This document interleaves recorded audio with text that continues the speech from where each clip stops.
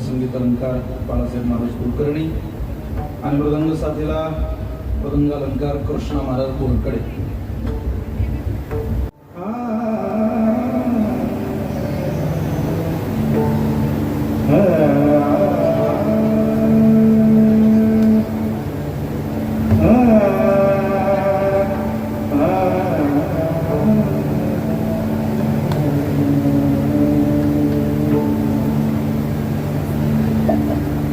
अनुसरे तो अमर अनुसरे तो अमर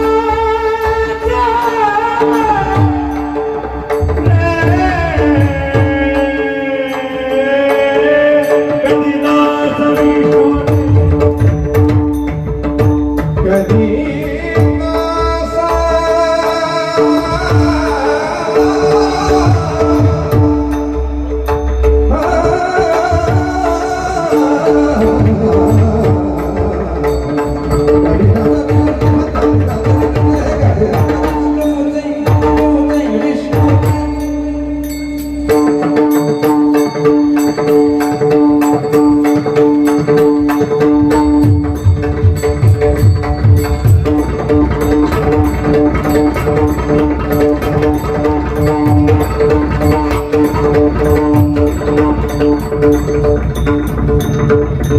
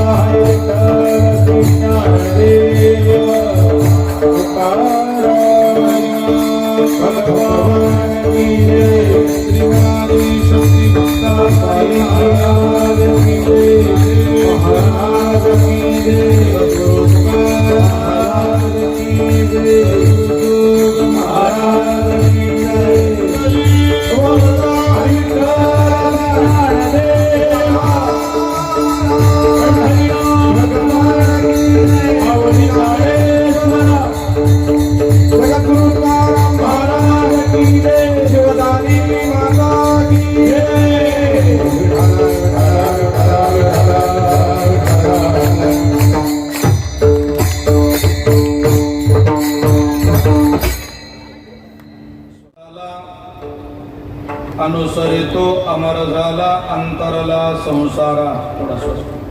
न देखते गर्भवास कधी दास विष्णूचे. विसंबेना माता बाळा विसंबेना माता बाळा तैसा लळा पाळावा. न देखती गर्भवास कधी दास विष्णूचे. त्रिभुवनी ज्याची सत्ता त्रिभुवनी ज्याची सत्ता तो गया रक्षिता तो झाला. न देखती गर्भवास कधी दास विष्णूचे. मुक्ताबाई नमो त्रिभुवन पावनी. मुक्ताबाई नमो त्रिभुवन पावनी. मुक्ताबाई नमो त्रिभुवन पावनी. मुक्ताबाई नमो त्रिभुवन पावनी.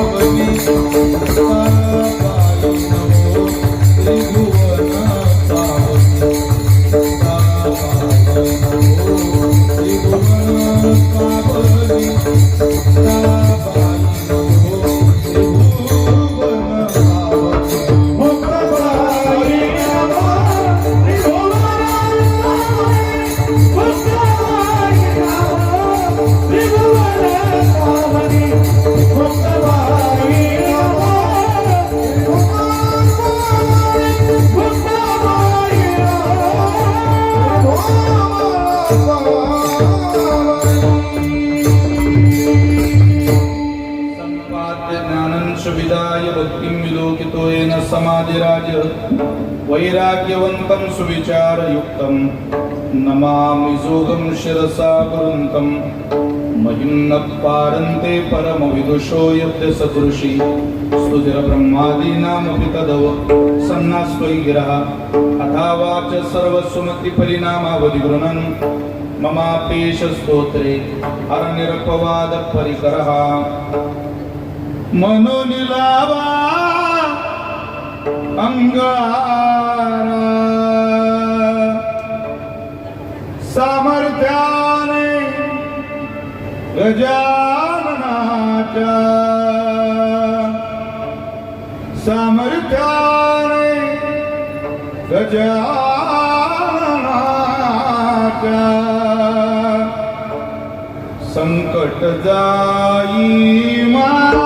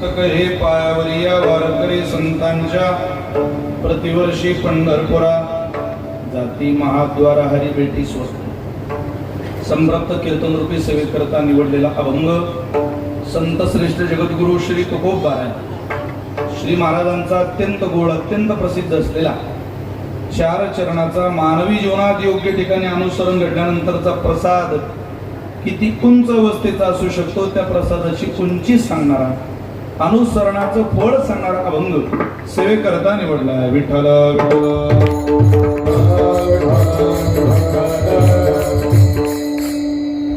आपल्याला सगळ्यांना श्रुत आहे माहिती आहे हो घातलेला हा भक्ती महोत्सव कोणत्या निमित्तानं आहे. आज श्री समर्थ कृपा भजनी मंडळाच्या वर्धापन दिनाच्या निमित्ताने तब्बल 15 वर्ष झाले हा उत्सव संपन्न आपण करीत आहात आणि यावर्षी 16 वर्ष या उत्सवाला पूर्ण होत आहेत. त्या निमित्ताने खूप चांगलं नियोजन श्री समर्थ कृपा भजनी मंडळ नाला सोपारा विरार या समूहाने या सर्व मंडळींनी खूप आनंदाचा पूरच जणू आपल्या या वसई विरार भागामध्ये आणून दिलेला आहे. पूर आला आनंदाचा लाटा उसळती प्रेमाच्या जिकडं पाहावं तिकडं प्रत्येकाच्या चेहऱ्यावरचा आनंद आहे आणि हा आनंद भजन सेवेचा आनंद.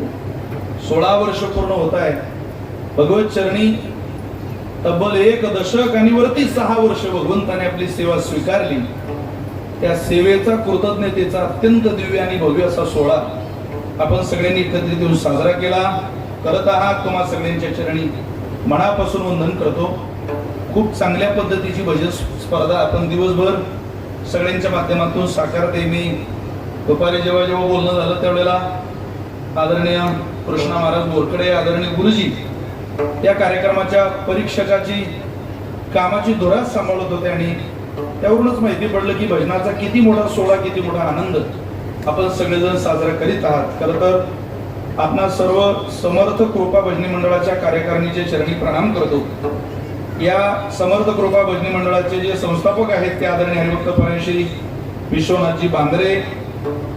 या समर्थ कृपा भजनी मंडळ कार्यकारिणीचे जे विद्यमान अध्यक्ष आहेत ते श्री अरविंदजी मोरे, सचिव श्री गजानन जोशी, खजिनदार श्री जनार्दनजी शिंदे बापू, कार्याध्यक्ष श्री प्रणव लांबाडे, उपसचिव श्री अनिलजी बेकरे, सहखजिनदार श्री राजू पाडावे, उपाध्यक्ष श्री राजेश येले, सदस्य श्री संदीप तावडे, श्री सत्यवान केसरकर, श्री सुनील आंबावले, सन्माननीय सगळी सभासद मंडळी. नावं भरपूर आहे त्यामुळे घेत नाही. आपल्या सगळ्यांच्या प्रती माझी खूप अंतःकरणापासून श्रद्धा आहे. तुम्हा सगळ्यांच्या प्रती करुणा प्रेम भावना व्यक्त करतो.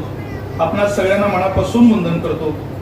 खूप दिवसापासूनचा आग्रह महाराष्ट्राचं मृदंग वैभव महाराष्ट्रामध्ये जे काही लाडके मृदंग वादक आहेत त्यात सगळ्यांचेच लाडके वादकांचे जे लाडके 1 क्रमांकाचं नाव महाराष्ट्रातलं मृदंग क्षेत्रामध्ये स्वीकारलं जाणाऱ्या आमच्या कृष्णाजी महाराज बोरकडे महाराजांचा संपर्क होता. बाबा आपण सेवा केली पाहिजे.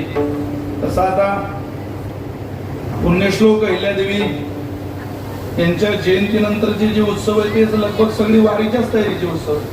त्यात अधिक मास आहे. महाराष्ट्रातला सगळ्यात लवकर निघणारा पालखी सोहळा मुक्ताबाईचा आहे. त्याची तयारी उंबरठ्यावर येऊन ठेपलेली आहे. 24 जूनला मुक्ताबाईचं प्रस्थान आहे. पुढे सुरुवातीला जरा चाल ढकल केली की मला आपण सेवेकरता आग्रह करू नका, परंतु कृष्ण महाराजांच्या अति प्रेमामुळे आग्रहामुळे ही सेवा आपण माझ्याकडे सुपूर्द केली. मी आपणा सगळ्यांना मनपूर्वक वंदन करतो. सगळ्यांना धन्यवाद देतो. महाराष्ट्राचं भजन वैभव हजारो विद्यार्थी ज्यांनी भजन सानिध्यामध्ये कोणाळपूर भजनाच्या मायेखाली पंखाखाली माझ्या श्रीगुरु बोधेबाबांच्या आशीर्वादाने आणली अशा आदरणीय महाराष्ट्राचे लाडके श्रद्धेय महेश्वरजी भोगले गुरुजी त्या कार्यक्रमाला उपस्थित आहे. महाराजांना वंदन करतो. आपण कीर्तनाला तर आहात गुरुजी. योग्य परीक्षक समर्थ कृपा भजनी मंडळाचा लाभला याचा मला विशेष आनंद आहे. त्या लोक कोणालाही टोपी घालतात आणि कोणालाही जॉकेट घालून परीक्षकाला बसवतात. पार त्या भजनी प्रेमीचं वांग्यात बोलतात. त्याला त्यातलं कळावं त्याला बसवावं. पण खरोखर निवड तुमची चांगली. परीक्षक निवडण्याची कला ही मुक्ताबाईकडे आहे. मुक्ताबाईने परीक्षक निवडावे. गोरवा काकांची निवड मुक्ताबाईने केलेली निवड. त्यामुळे तुम्ही संत परंपरेत वारकरी संप्रदायाच्या भजनाच्या प्रारंभिक पायरीत पास झाला. सपास नाही, पूर्ण चांगल्या मार्गाने पास झाला. तुम्ही दोघांनाही कधी निमंत्रित केलं. आदरणीय गुरुजींना वंदन करतो. गुरुजींच्याच साथीला आमचे बंधू बाळासाहेबजी कुलकर्णी या कार्यक्रमाच्या निमित्तानं उपस्थित आहे. बाळासाहेब महाराजांचे चरणी प्रणाम. ही सगळी श्री संत ज्ञानेश्वर माऊली वारकरी संप्रदाय भजनी मंडळ नाला सुपारा वसई विरार आपणा सगळ्यांच्या चरणी प्रणाम करतो. आता मुंबई प्रांतात आल्यानंतर एवढी गर्मी सहनच करावी लागते. हो म्हणूनही सहन करावी लागते, नाही म्हणूनही सहन करावी लागते. मुंबईमध्ये आल्यानंतर आंघोळ न करता आंघोळ झाली. मुंबईत आल्याचं समाधान आमच्या सारख्याने व्यक्त करावं. तर आम्ही ग्रामीण भागात हवेत राहणारी माणसं, तुम्ही स्टँडवरची माणसं, तुम्ही स्टँडवर लोक, आम्ही स्टँडवरची माणसं असं पडतो. त्यामुळे MH1 MH01 2 3 इथून सुरुवात होती. जे काय अभिनव निघेल ते सगळं मुंबई प्रांतात निघतं आणि मग ग्रामीण भागामध्ये पोहोचतं. पण अशा मुंबईमध्ये कीर्तन करण्याचा खूप मोठा आगळा वेगळा आनंद तुम्हाला सगळ्या शहरवासियांच्या या मेट्रो शहरामध्ये राहून सुद्धा वारकरी संप्रदायाची धुरा इतक्या डौलानं इथं वसई विरारमध्ये पडत आहे. त्याचा आमच्यासारख्या वारकऱ्याला खूप मोठा ज्ञानोबा आहे, तुकोबा आहे तुमच्याकडे पाहतील. हिंदवी स्वराज्य संस्थापक महाराजाधिराज छत्रपती शिवराय पाहतील त्यावेळेला ते म्हणतील 6 जून 1674 शिवराज्याभिषेकाचा डौल, तो स्वराज्याचा ध्वज जसा आनंदानं फडफडत होता तसं आज तागत 2026 मध्ये सुद्धा या सगळ्या माझ्या वसई विरारच्या साधकांनी, विशेषतः समर्थ कृपा भजनी मंडळाच्या सर्व सभासदांनी माझ्या ज्ञानोबरांचाही हा वारकरी संप्रदायाचा धर्माचा ध्वज आजही फडफडत ठेवला. याचा अंतःकरणपूर्वक आनंद आपल्या सर्व संतांना, तुम्हा माझ्या आई वडिलांना आणि आपल्या सर्व धर्मरक्षकांना निश्चितच असेल, यात माझ्या मनात शंका नाही. सगळ्यांच्या चरणी प्रणाम करतो. सिस्टीम फार लांबून आणली आपण. काळूबाळू संस्थेची खडोखोजर आमचे विकी दादा नाशिकवरून या कार्यक्रमाला आले. महाराष्ट्रामध्ये गाजलेला त्यांचा साऊंड आहे. त्यांची वेळ तुम्हाला योगायोगानं मिळाली. आपणा सगळ्यांच्या चरणी प्रणाम करतो. सगळी सभासद मंडळी, जी मंडळी या कार्यक्रमाच्या यशस्वीतेकरता प्रयत्न करत असतील त्या सगळ्यांच्या चरणी प्रणाम करतो. तुमची काहींची नाव मला पाठही नाही, पण आपल्या सगळ्यांबद्दल माझ्या अंतःकरणात प्रेम आहे. आदरणीय PI साहेब, API साहेब आदीकडून सगळी आपल्या सुरक्षेचं खूप मोठं काम, खूप मोठं या महाराष्ट्राचं देशाचं कवच त्यांनी सुरक्षेचं घातलेलं आहे. तुम्ही आपण ज्यांच्यामुळे कीर्तनात सुरक्षित बसलेलो आहे आणि महाराष्ट्रातलं प्रत्येक पाऊल तुमच्या माझ्या लेकराचं ज्यांच्यामुळे सुरक्षित पडतंय त्या महाराष्ट्र सरकारमधल्या महाराष्ट्र पोलिसांचं मी मनापासून सगळ्या वारकऱ्यांच्या वतीनं वंदन करतो. तुम्ही आहात म्हणून आम्ही आहे. तुमच्या त्यागाला, तुमच्या समर्पणाला खरोखर आम्हा सगळ्यांचं वंदन आहे. आजवर पोलिसांवर टीकाच करणारे व्हिडिओ आपण पाहतो, पोलिसांना नावच ठेवणारे व्हिडिओ आपण पाहतो. पण खरोखर खाकीचं काय काम असतं, कायदा सुव्यवस्था कशी राखावी ही जी मंडळी दाखवून देतात त्याच्या पाठीमागून खूप मोठा त्याग आहे. ना दिवाळी ना गणपती उत्सव. गणपती उत्सवात मुंबईमध्ये काय प्रयत्नाची पराकाष्ठा करावी लागते. साहेब, मी 5 किलोमीटर करता उभ्या आयुष्यात पहिल्यांदा 37 मिनिट थांबलो.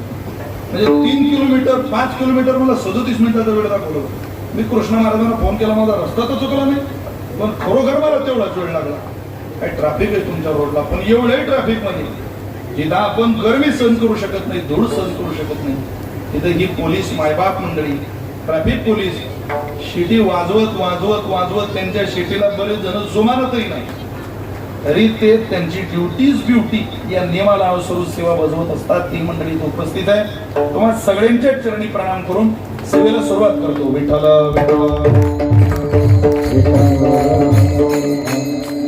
आज योगायोगानं आमचे दाजी हिरडीचे दाजे तेही इथं उपस्थित आहे. त्यांचे नोकरीच्या निमित्ताने इथं राहायला योगायोगानं त्यांच्याच परिसरात कीर्तन आहे. आपणा सगळ्यांच्याच प्रति करुणा व्यक्त करून माझ्या सेवेला सुरुवात करतोय. अनुसरे तो अमर झाला, अंतरला संसारा, न देखती गर्भवास, कधी दास विष्णूची. हा तुकोबरांचा अभंग आहे. या अभंगाच्या द्वारा तुकोबर आहे अनुसरणाची काय ताकद आहे वारकऱ्याची ती दाखवूनच देत आहे. मराठी वाचकांच्या, मराठी भाषकांच्या कायम कानावर येणारे 2 शब्द आहेत. एक अनुकरण आहे आणि 2 अनुसरण आहे. अनुकरण वेगळं आणि अनुसरण वेगळं. एखाद्याची वेशभूषा केशभूषा पाहून जसाचा तसा शृंगार करणं हे अनुकरण आहे. पण एखाद्याच्या पवित्र जीवनाची वाटचाल पाहून मला इतकं सुंदर आयुष्य जगायचंय असा आपल्या जीवनाचा ठरावच मांडून घेणं, आपल्या जीवनाचं एम्स अँड ऑब्जेक्टिव्ह ठरवणं याला अनुसरण म्हणतात. अनुकरणाला फार जगामध्ये किंमत नाही. दाढी वाढवली म्हणजे कोणी छत्रपती होत नाही. चंद्रकोर लावली म्हणजे कोणी महाराज होत नाही. अरे छत्रपती शिवराय म्हणजे काय तास 2 तासाचं पार्ट आहे का? अभिनय आहे का तो? केला 2 तास दिला सोडून. पार्ट नाही ते, अभिनय नाही. दाढी वाढवल्यानंतर, चंद्रकोर लावल्यानंतर, घोड्यावर स्वार झाल्यानंतर कोणी आपल्याला महाराज बनणार नाही, म्हणणार नाही. कोणी बनणारही नाही, कोणी म्हणणारही नाही. छत्रपती या पदाला गवसणी घालण्याकरता 50-51 वर्षातला 35 वर्षाचा कालावधी केवळ स्वराज्याकरता हातात घोड्याचा लगाम घेऊन समर्पणाच्या भूमिकेत उभं तारुण्य महाराष्ट्राच्या मातीला विकावं लागतं, तेव्हा छत्रपती या पदाला गवसणी घालता येते. ते काही एवढं नाटक करायला नाही लागतं. नाटक कोणी करेल? नाटक आहे. अनुकरण आहे. पण तुकोबरे आपल्याला अनुकरणाकडे नेत नाही. महाराज आपल्याला अनुसरणाकडे नेत आहे. अनुकरणात आपण पडाल तर आपला काळ फार सीमित असेल. संत तुम्ही अनुसरणात पडा. अनुसरण या शब्दाचा अर्थ आहे शरणागती. तुम्हाला फळ मिळाल्याशिवाय राहणार नाही. फळ मिळावं अशी अपेक्षा असेल तर माणसानं अनुसरण केलं पाहिजे. तुम्ही सगळे भजन प्रेमी मंडळी आहात. माणसानं भजनाच्या ठिकाणी आपलं अनुसरण स्वीकारलं पाहिजे. टाळ वाजल्या तबल्याचा, मृदंगाचा, हार्मोनियमचा आवाज आल्या जो भजनाच्या दिशेनं पळत सुटतो ते टाळ बारशाचे वाजताय की ते टाळ श्राद्धाचे वाजताय हा विचार ज्याच्या मनात येत नाही त्यानं समजावं आपलं अनुसरण योग्य चाललंय. त्याला टाळ वाजल्यानंतरही मला बोलावलं का, मला काय निमंत्रण आहे का, समर्थ कृपा भजनी मंडळाला काय आमचं नाव छापलं का? अरे नसल जगा राहिली त्या पत्रिकेने. पण आमचं नाव पाहिजे आठवण नसेल राहिली नाही. पण आम्हाला कोणी निरोप नाही. अरे नसल लागला फोन नाही. पण कोणी आमच्या शेजाऱ्याला निरोप येतो ना, आमचा फोन कसा लागत नाही? अरे नसेल बाबा स्मरणात राहिलं. नका लागू द्या, पण एखादा निरोप दारात येऊ वेळ नसेल भेटला. समजूत बदला. परमार्थाची अत्यंत सोपी आणि सीमित व्याख्या आहे तिथं समजूत बदला. क्षेत्र कोणतंही असो माणसाला समजूत बदलता आली पाहिजे. जी माणसं समजूत बदलतात त्यांचं बदल नाही. मला त्याने आयुष्यात दोष लावले, मला त्याने शिवाय घातले, बदला समजूत. नाही तो आमच्या दारात आला नाही, बदला समजूत. नाही मी पुढे जात असताना मला विनाकारण हॉर्न मारला, बदला समजूत. हे समजूतदार माणसाचं जग आहे. वाद घालायला गेलो तर कीर्तनातून बाहेर जाता जाताही 10 लोकांशी वाद घालावा लागतो. काय त्याच्यासाठी पैदा झालो आपण? इतकं परमेश्वरानं सुंदर आयुष्य दिलं. समजूत बदला. परमार्थाची सुलभ व्याख्या आहे. परमार्थ म्हणजे काय? आता इकडचा डोंगर इकडं उचलून आणून ठेवायचा म्हणजे परमार्थ नाही. आमच्या गुरुजी गोलेबाबांचं वाक्य सांगायचे, परमार्थ म्हणजे काय बुवा? इकडचा डोंगर इकडं उचलून ठेवायचा म्हणजे परमार्थ नाही. अरे समजूत बदला की झाला परमार्थ. कोण काय म्हणतोय ते ऐकायचं, पण आपली समजूत कधी बदलू द्यायची नाही. अंतःकरणात निर्माण झालेली भक्ती साधनेची अतूट असलेली, श्रद्धेय असलेली, हेतूक निर्माण झालेली भावना कधी दृढ होत गेली पाहिजे. ती बदलता कामा नाही. समजूतदारपणा वारकरी संप्रदाय शिकवू शकतो. आपण समजूतदार व्हायला इथं आलो. काही लोक इथं येऊन मूर्खपणा करायला, त्यांना काय समजूतदार म्हणायचं ना? हे समजदारीचं काम आहे. समजूतदारपणा. काही लोक समजदार आहेत, ते स्वतःला त्रास झाला तरी त्याचा वापर करत नाही, उल्लेख करत नाही. किती समजूत बदलायची? ज्या सासूला, कीर्तनात बसलेल्या सासूला असं वाटतं की माझी सून माझी सेवाच करत नाही, समजूत बदला. कशी करायची समजूत बदलायची? तुमची सून तुमची सेवा करत नाही असं तुम्हाला 100% माहिती झाली. सगळ्या सासवांनी ध्यानात ठेवा. आता एखादा सण येऊ द्या. आता कोणता सण आहे पुढं? मला वाटतं आता वटपौर्णिमेला तुम्ही लवकर उठा. कोणी? सासूनी. सकाळी लवकर उठा, स्वयंपाकाला तुम्ही लागा, सोनेला म्हणा ऐका जरा माता मावल्या बाई, रोज तू स्वयंपाक करते, आजच्या दिवस मला बनवते, मी स्वयंपाक बनवते, तू घरातली बाकी सगळी कामावर. ती म्हणेल आता मी बनवते, नाही नाही मला बनवते, तुम्ही स्वयंपाक बनवा.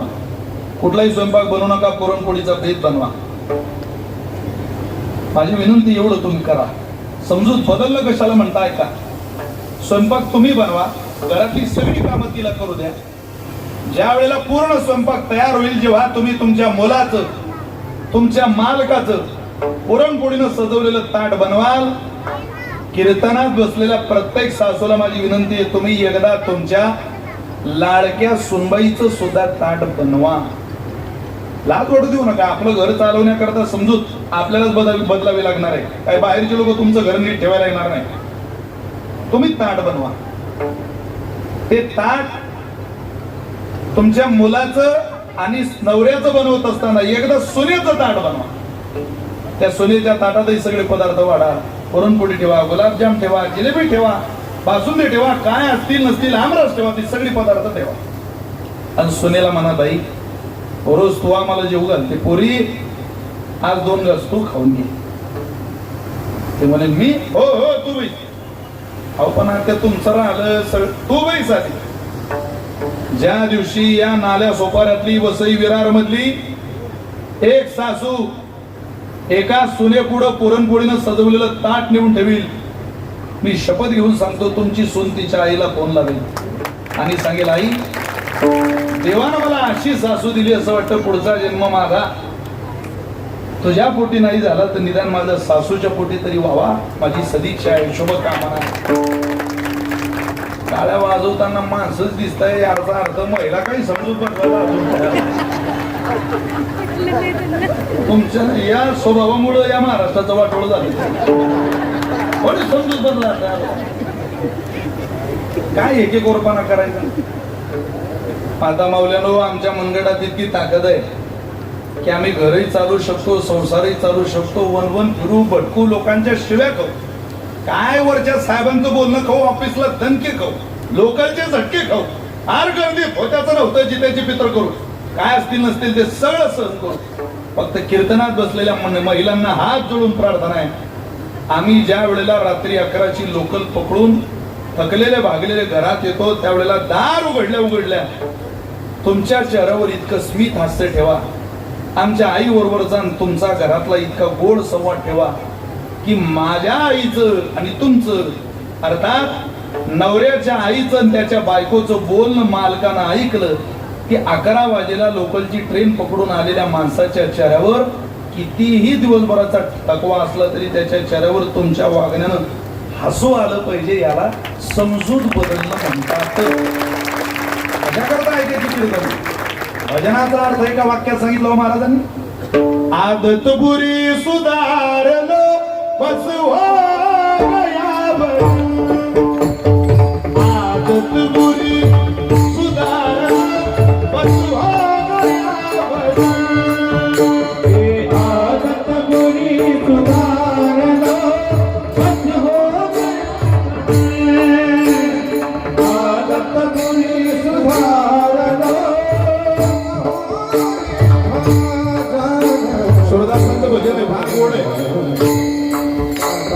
मन की तरंग मारलो, मन की तरंग मार बस हो गया भजन.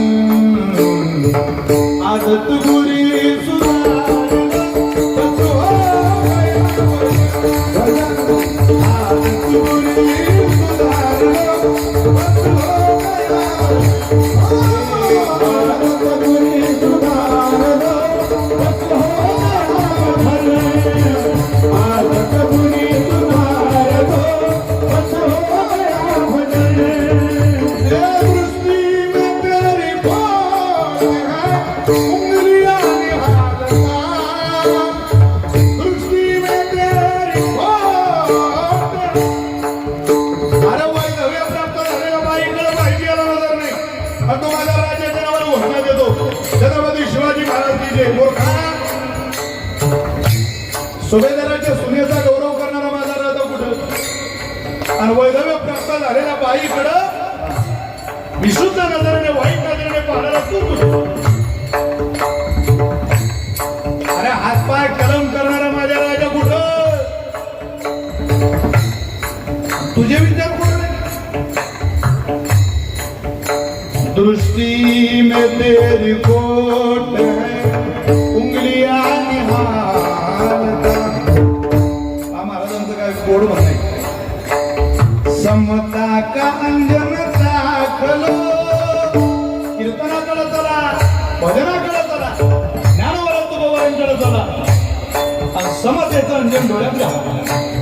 समता का अंजन दाखलो, समता का अंजन दाखलो, बचवा माया भजन. आदत मुळे सुधारलो, बचवा माया भजन.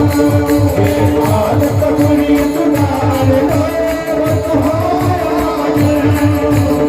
आदत मुळे सुधारलो, बचवा माया भजन. भजन, भजन, भजन. हा भजनी मंडळाचा वर्धापन दिनी म्हणून भजन काढलं. आदत बुरी सुधारो असं हो गेलं भजन झाला परमार्थ. अरे सवयी बदला. चोरी जारी मांस मदिरा सट्टा पत्ता जुगाराच्या लांब या. परविया नारी आणि परधन हे नको मनावरी येऊ देऊ. लांब या दुसऱ्याच्या स्त्रीच्या, लांब या दुसऱ्याच्या धनाच्या, लांब या चुकीच्या लोकांच्या. झालं भजन. किती सुंदर आणि सोपी डोक्यातला अर्थ आहे आमच्या संतांनी काढलेला. जी माणसं सोप्यातलं कठीण करतात त्यांना पंडित म्हणतात आणि जे कठीणातलं सोपं करतात त्यांना संत म्हणतात. संतांनी कठीणातलं सोपं. वचस एकम मनस एकम कर्म एकम इति महात्मा. बोलायचं एक, मनात दुसरं आणि कर्मात तिसरं. त्याला काय म्हणायचं? नाटक चालत नाही महाराज. सत्तेचं, समाज मान्यतेचं, पैशाचं, ज्ञानाचं, प्रामाणिकपणाचं, बडेपणाचं, विद्वत्तेचं माणसानं नाटक करू नये. नाटक नाटक असतं. ते कधी पितळ उघड पडेल सांगता येत नाही. जैसा आहे तैसा राहे. तरी का देऊ तुम्ही आहे तसं राहायचं. विनाकारणचं नाटक केलं की एक दिवस त्याचा घात होणार. म्हणून महाराजांनी म्हटलं अनुकरण नाही अनुसरण. अनुसरण माणसाला मोठं करतं, अनुसरण माणसाला दाराबाहेर काढून देतो. तुम्हाला पंचतंत्राला एक गोड उदाहरण सांगतो. फार सुंदर उदाहरण आहे. एका सिंहीच्या मुखातला श्लोक आहे का? शौरोसी कृतविद्योसी दर्शन्योसी पुत्रते यस्मिन खोल्या तो उत्पन्न उगजस्त तरुण हन्यते. एका सिंहीच्या मुखातले वचन आहे. पंचतंत्रामध्ये आलेली गोड घटना आहे. ऐकून तुम्हाला छान वाटेल. काय झालं? एक सिंह पाणी प्यायला गेला आणि पाणी प्यायला गेल्यानंतर तळ्यावर पाणी पिता पिता समोर त्याच्या नजरेला एक कोलीन दिसली. त्याला वाटलं अरे पाण्याबरोबर खाद्य सापडलं. त्यानं खाद्य पाहल्या पाहल्या डरकाळी फोडली. कोणी? सिंहाने. तुम्ही बोर झाले का? ती घरी जाऊ का? लोड घेऊ नका. एकदम वेळ आहे ना काही ताण घेऊन. तुमच्यापेक्षा मला या साहेब लोकांची जरा काळजी करावी लागेल. त्यांच्या मागं बिचाऱ्यांच्या आपलं रोजचं आहे. त्यांच्या मागं वेळा पुन्हा ते कीर्तनाला आले पाहिजे त्याच्यामुळे मला वेळ सोडावा लागणार. त्यांनी ठरवायचं आजच की यांचं वेळेवर नसतं व्यवहार करायचं काही. त्याला ते खाद्य पाहिलं आणि सिंहाने डरकाळी फोडली. डरकाळी फोडता बरोबर ती कोलिंग घाबरली. गुरुजी ती गर्भवती होती, बाळ होतं, बच्चे होतं तिच्या पोटात. ती इतकी घाबरली का तिनं जीव वाचवण्याकरता खूप मोठी उडी घेतली. पण ती उडी मारण्याच्या नादात पोटातलं बच्चे जमिनीवर पडलं आणि ते पडत निघून गेली. तिनं जन्माला आलेल्या पोराकडं असं ओढून सुद्धा पाहिलं निघून गेली. सिंह त्या पिलाजवळ गेला. काय केलं असेल सिंहाने त्या पिलाला? तुम्ही बोलत आहात. काय केलं असेल? मी तिकडे येऊ का खाली? काय केलं असेल? काही बोला तुम्हाला वाटेल ते स्वातंत्र्य आहे. तुम्हाला संविधानाने दिलेला अधिकार आहे. काय केलं असेल? खाल्लं असेल? सिंहाने ते बच्चे उचललं, खांद्यावर घेतलं का खाल्लं नाही हो? त्याचं कारण आहे, मोठी माणसं चिल्लर चाललर लोकांसोबत वाद घालत नाही.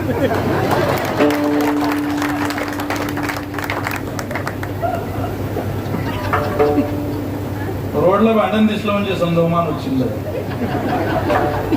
एसटीत पीएमटीत मेट्रो मध्ये लोकल मध्ये वाद घालताना दिसला म्हणजे समजा माणूस चिल्लर. मोठी माणसं वाद नाही करत, सार्वजनिक जागी मोठ्या लोकांच्या वादाची सुद्धा चर्चा होते. वारकरी संप्रदाय हा संवादाचाही संप्रदाय आणि वादाचाही संप्रदाय. त्या संप्रदायात का वाद झाले नाही का? करू आवारीने वाद, तुमचा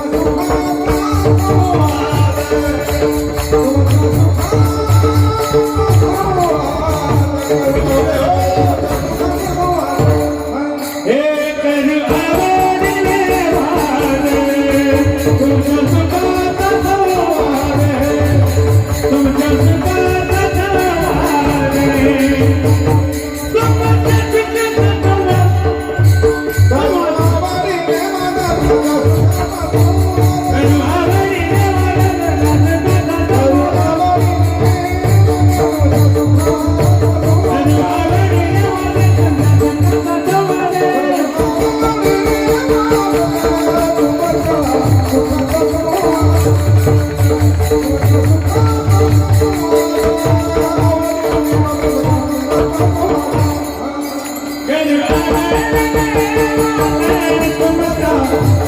संवाद, तुमच्या सुखाचा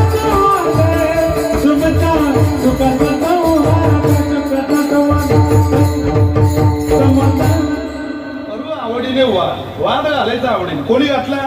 अहो जनाबाईने वाद घातला, पण सामान्य अशी नाही. कोणाशी? जगाच्या मालकाशी. जनाबाईच्या वादाचे अनेक पुरावे. अरे अरे विठामुळं माईचा कराटा तुझी रांड रणके झाले, तुझे गेले म्हणे तुला पावलं काढाले, तुझे रांड रणके झाले. वाद आहे वाद, भांडणे. पुण्यवंत पाताळ लोकी नेला, पुण्यवंत पाताळ लोकी नेला, पुण्यवंत पाताळ लोकी नेला, पुण्यवंत पाताळ लोकी नेला. दरिद्री तो भाग्यवंत केला, दरिद्री तो भाग्यवंत केला. वर्णाचा भुवन वाढविला, वर्णाचा भुवन वाढविला. जीवनाचा भुवन केला, वनाचा भुवन केला, जीवनाचा भुवन केला.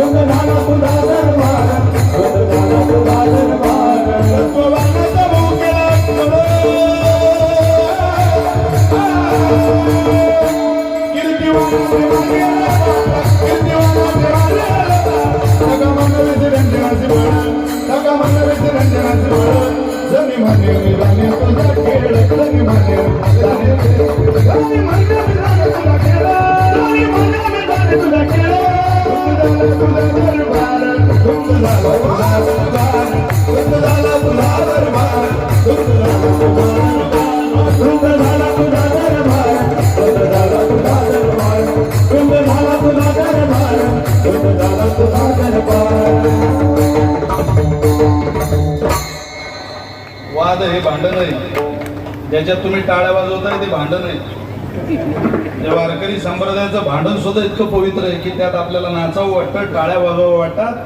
हे ज्या संप्रदायाचं वैभव आहे, ही ज्या संप्रदायाची श्रीमंती. वाद आणि प्रेम, वादामध्ये कुरम लागतो, पण वादातही जिथं प्रेम आहे तो वारकरी संप्रदाय. पण मोठी माणसं सामान्य वाद घालत नाही. त्यानं ते बच्चे खांद्यावर घेतलं. कोणी? कोणाचं? खोल्याचं? खोल्याचं ते मला आणो खोल्याचं खोल्याचं. घरी आला, त्यानं बायकोला सांगितलं, ए बाहेर रे. काय हो? तुला अगोदरचे माझे दोन आहेत, हे तिसरं माझं समज सांभाळायला. ताकद होती सिंहाची. आता सिंह गारच झाले महाराज. आता जर कीर्तनातून गेलेल्या एखाद्या पठ्यानं हा प्रयत्न करून पाहिला आणि कागदपत्र रेडी ठेवा. आपलं म्हणजे बाल्याची माय बाल्यान बाली हे दार लावून गावले बघून माय टिल्लून बाप टिल्लून दोघीच्या पोटी आलं वानेराचं पिल्लू झाला संसार. त्याच्या पुढे आपलं मर्यादा नाही, सीमा नाही, ताकद नाही. परवा मी माझ्या मित्राच्या घरी गेलो, त्याची बायको फरशी पुसत होती. तिच्या ओल्या फरशीवर मी पाय दिल्यामुळे त्या बाईला जरा राग आला. त्या बाई मला पोचा फेकून मार राग पडला माझ्या शरीरात. मी त्या बाईकडे पाहत होतो, ती बाई माझ्याकडे पाहत होती. ती बाई मला दुसरं काही मारायला शोधत होती मजबूत, पण पिंगळा चतुर. मी बाहेर पडलो आणि तिच्या नवऱ्याला फोन लावला. म्हटलं कमाल आहे बोल तुमच्या सहनशीलतेची, अशी बायको तुम्ही सांभाळू शकता. म्हणे काय झालं? अहो म्हटलं तिनं पोचा फेकून मारला मला. म्हटलं तुम्हाला? म्हटलं हो. म्हटलं तिला काही लाज, तिला काही अक्कल? म्हटलं हे तुम्ही तिला जाऊन विचारा ना घरी. म्हटलं फोन ठेवा तुम्ही. हो आज तिची खैर नाही मारा, 15 मिनिटात घरी पोहोचतो. मी त्याला 15 मिनिटांनी फोन केला. म्हटलं पोहोचले मी, तुम्ही घरी येतोय? मी घरी पोहोचलोय महाराज. म्हटलं कुठे? मी दारातच उभं आहे म्हणे. अहो म्हटलं दारात काय करता? घरात जा ना. घरात कसं जाऊ म्हणे, अजून फरशी ओली हो. सिंह गारच झाले. त्यात ती ताकद होती का? म्हटलं सांभाळ माझं हे. अनुकरण सांगतोय तुम्हाला, नाटक सांगतोय तुम्हाला. सांभाळायला लागली. दोन्ही पोरं मोठे झाले सिंहाचे. सिंहाची पोरं आयतं खात नाही महाराज. आयतं नाही, त्यांना माहिती कष्ट करावे लागतात. कष्ट केल्याशिवाय माणसाला भाकरी मिळत नाही. देव सुद्धा कष्ट करणाऱ्याच्या मागे उभा राहतो, आयतं खाणाऱ्याच्या. तुम्ही म्हणून बरं चाललंय. कधी कधी असा प्रश्न पडतो, मटक्याचा धंदा प्युअर 2 नंबरचा आहे, पण फुल इमानदारी सुरू आहे. आणि नीटचा पेपर फुल इमानदारीचा आहे, फुल भ्रष्टाचार सुरू. या देशातल्या तरुणापुढे खूप मोठा प्रश्न. 4 वर्षाच्या बालिकेवर अत्याचार करणारा जितका दोषी आहे, तितकं या कीर्तनात बसलेल्या 22 वर्षाच्या तरुणीचं भविष्य उद्ध्वस्त करणारा सुद्धा आमच्या नजरेत दोषी आहे. गोरगरिबांच्या लेकरांचे उद्ध्वस्त भविष्य केले त्या मोठे गावकरनं 13 जणांना अटक झालेली. 13 जण. विद्यार्थ्याच्या फ्युचर मध्ये भविष्य भ्रष्टाचार. इतर सगळे देश हसतात आपल्याला की बघा हा तो भारत आहे. त्या देशाच्या पुढे माता असा शब्द लागलेला आहे. या जगाच्या पाठीवर आफ्रिका माता नाही, अफगाणिस्तान माता नाही, ऑस्ट्रेलिया माता नाही, अमेरिका माता नाही. फक्त भारत माता, जी विचाराला जन्म देते, आचार विचाराचं संगोपन करते, शरीराची भूक भागवण्याकरता सख्या भाऊ सख्या बहिणीजवळ झोपतो तो देश पाकिस्तान आहे. आणि रस्त्याने जाणाऱ्या परस्त्रीला सुद्धा आई म्हणून आवाज देतो तो देश हिंदुस्थान आहे. इतकं सुंदर चारित्र्य या देशाचं. हे चारित्र्य जगाला ज्या देशाने दाखवून दिलं तो हा हिंदुस्थान आहे. या देशातल्या प्रत्येक नागरिकाचं कर्तव्य, हरा है इस्लाम का, भगवा है भगवान का, सफेद है ईसाई का, लेकिन उससे भी प्यारा है तिरंगा हिंदुस्तान का. ही आरोळी या पोरांच्या जगण्यात आहे. आणि अशी आरोळी घेणारे पत्थर सारे बॉम्ब बनेगे, भक्त बनेगी सेना. ज्या पोरांच्या हातातला दगड सुद्धा बॉम्बचं काम करतो, त्या मुलांच्या हातात दगड येऊन बॉम्ब बनवणारा देश त्यांच्या हातातलं पुस्तक काढून जर व्यभिचार, हिंसाचार, भ्रष्टाचार तरुणपणात त्यांना शिकवत असेल तर या देशाचं फ्युचर धोक्यात आलेलं आहे. महाराज हसतील ना ते लोक आपल्याला. बिघडले ब्रीद जनतेचे चरित्रे नाचली सारी. मंत्र घ्या राष्ट्र धर्माचा, शुरत्वे टाळण्यात धोका. कीर्तन ऐकू नका मुंबईकर. सळसळू द्या रक्त चांगल्या विचारा करता. पेटून उठा भगवत दिशेने जायला. या राष्ट्राची, समाजाची, या घराची, या मातीची सेवा करायला. आओ सब मिलके हे गोकुल जैसा वातावरण हम गोकुल निर्माण करणे आहे, हम आग लगाने नाही, प्रेम निर्माण केली आहे. म्हणा माझ्या गावात, माझ्या घरात, माझ्या मैत्रीत, माझ्या परिसरात प्रेम निर्माण झालं पाहिजे. हा देश आवाज देतोय आपला.